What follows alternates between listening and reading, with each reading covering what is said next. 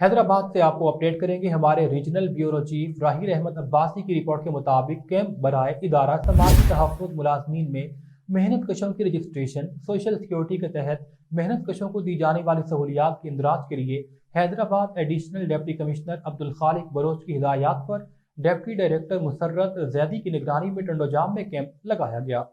Social security scheme के तहत सिंध भर में 5 अस्पताल, 7 सर्कुलर, 3 मेडिकल सेंटर और 43 डिस्पेंसरियाँ तहफ़्फ़ुज़ याफ्ता मेहनत कशों और उनके अहल खाना के अफराद को तिब्बी सहूलियात फराहम करने के लिए शबा रोज़ कोशां हैं।